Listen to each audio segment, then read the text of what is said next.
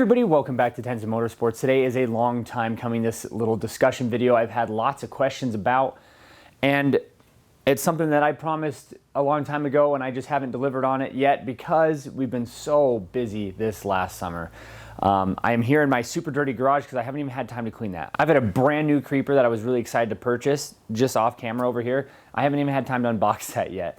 The summer's been full of a lot of really big projects, the shed, rebuilding that E90, and then we just recently redid the wood flooring that the previous owners decided to put carpet over in the house. So we've just been super busy. But today I'm excited to talk about the differences in superchargers between the VF and the Active Autoworks. Before we get into that, make sure you are subscribed to the channel. Like if you enjoy this type of content, also make sure to check us out on Instagram, Tenza_Motorsports, where we do giveaways. And all you have to do to be part of those giveaways is following us on Instagram. Again, Tenza_Motorsports. Now, one of the reasons why I've been a bit hesitant to do this video is because I've never had this car and this car directly comparable.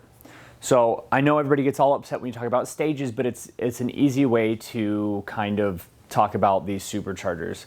So I'm gonna say stage one in this case is a supercharger, no intercooler, 5, 7, 8 pounds of boost. So stage one would be something like this VF Engineering, which does not have an intercooler or anything like that, and runs lower boost. This car here, kit was a stage two. So it already had a slightly smaller pulley, so it was running more like 9, 10 PSI. And this kit here also had the intercooler and things like that to accommodate the warm air coming into the car.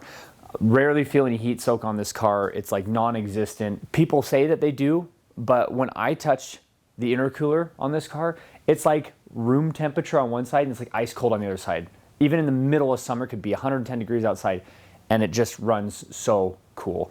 So the downside to that is that I had basically a stage one, a stage two, and then this car, because we're at such a higher elevation, Active Autowork actually recommended me a smaller pulley even more so. So now we're running closer to like 14 PSI, which is closer to 10 more than this car. So unfortunately, I've never really had like an apples to apples comparison, and we want to do a stage two, again, stages in quotes, because that's just an easy way for me to communicate what we're doing.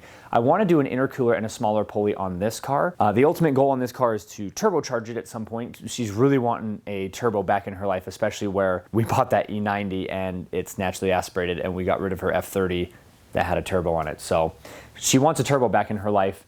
And this car is quick, like no arguing that. Because it's been stripped out, both cars are about 500 pounds less than they were. This car here should be seeing around the 300 horsepower mark. E85, we should be pretty good to see that 300. I do not have a dyno sheet on this car, so everything that we're talking about today, besides, I've got dyno sheets on this one, but the way it feels, the power delivery, that's just gonna be based on what I've experienced driving both vehicles. So we've got the cars right now about 100 horsepower apart from each other. This car dynoed like 340 with the stage two, and after the pulley and some more tuning and things like that, it's dynoing right at 400. And I've never dynoed this car, but I'm really thinking it's gonna be around that 300 horsepower. Sorry, lots of information, background information, but I just kind of want to give an overview on the VF Engineering. As the car sits, no intercooler, no nothing, just installing the kit and driving it, it is much more of a daily driver modification. If you were daily driving one of these cars and you're like, look, I don't want to buy an M3. I paid $4 grand for the car and I just want a little bit more. You'll be under $10,000 to do a supercharger total with the purchase of your $3,000 or $4,000 car and the supercharger kit. This is very much a extension of the engine. It feels like the engine just has more to it. It doesn't feel like it's got forced induction. It just builds just as if it were to have 300 horsepower naturally aspirated. This car is a little bit more noticeable. It makes a lot more noise, and even before I had the crazy exhaust on it, you could hear it. A lot of whooshing sounds like that, and if you like that, great. Obviously, I'm not going to complain about forced induction sounds, but this car was just a little bit more noisy.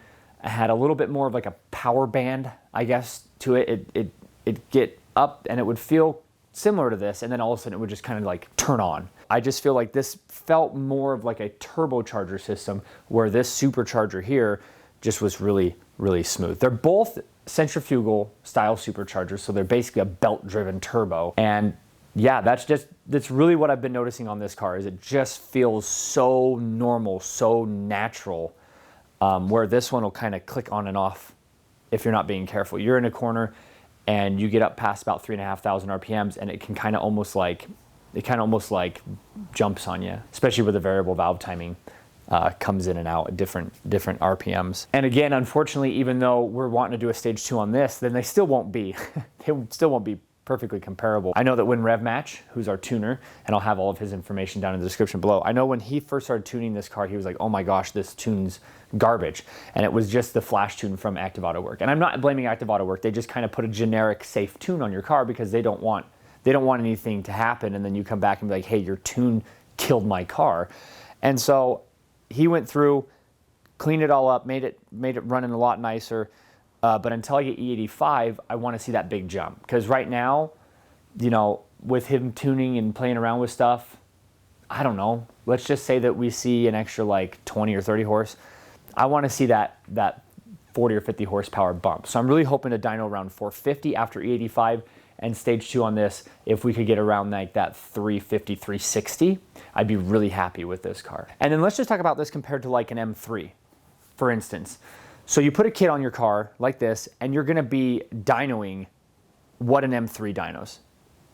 333 horsepower is what an M3 does, but if you dyno an M3, they're like 275, 280.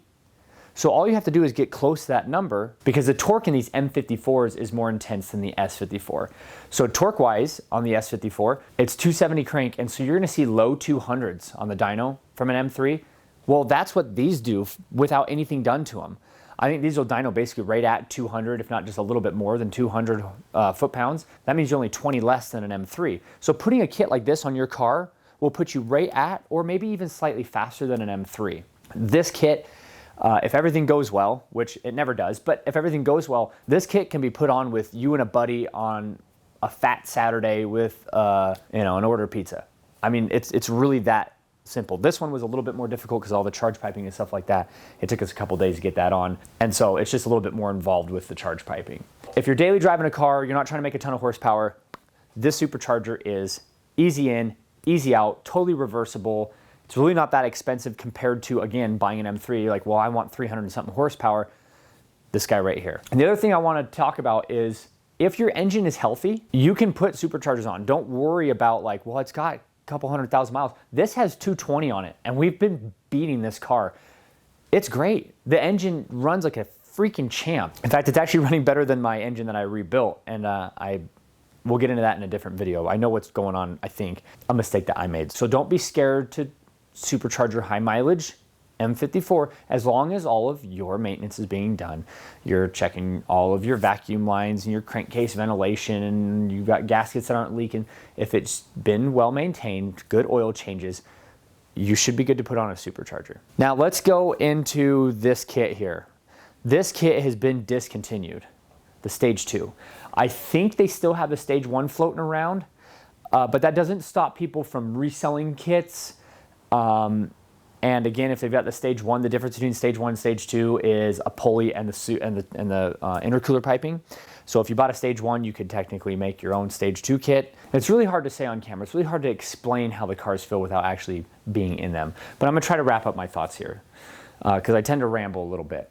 This is fantastic for daily driving. This is really good if you're trying to just squeeze a little bit more horsepower out of it. If you can get your hands on a used stage 2 kit, if the price is good enough, fantastic. This is going to get you 350, 400 horsepower. This is going to get you right at or just over 300 horsepower. And that's why I think that this kit here for a daily driver, cold weather, warm weather, I think this is a really good kit for a daily driver. And this is one if you're trying to do a bit more power adder. All this to say, turbos are fantastic. Actually doing like a turbo kit, a real turbo kit, but that is much more involved. Again, these are a day, maybe a day and a half to install kind of thing, where a turbo is going to be several weeks. Your car reliability just dumps. You've got oil leaking, you've got all sorts of crazy stuff going on where they've got their own oil systems bolted on and re-flash tune the car. They're much more simple. So there you go. Let me know, do you have a supercharger? Do you have a turbocharger? What have you done to your engine? I want to hear all about it. This car here, again, will be turbocharged in the future. I'm going to do a stage 2 on it, and then we'll dyno it, and then I'm not sure when we're doing a turbo kit. I've got so many things to do. I'm pulling a Porsche engine this winter. But I definitely want to get this stage 2 and have some more fun with it. And that's why I did 2 different superchargers, kind of like building this car similar, but different parts, similar spec, but different parts. And then that way I can play with things. I get ECS tuning suspension here, and K-Sport here, and a Vortech over here, and a Rotrex over here. And it's been fun to be able to do one of each. Got different exhausts coming out the side and going out the back, and we're gonna have different wings and spoilers and splitters. And it's just really fun to be able to have 2 of the same car. And then obviously it's easier when you already know how to work on them, building a second one. So thanks everybody so much for watching. Comments, questions down in the comment section below. I really appreciate it, and we will see everybody in the next video.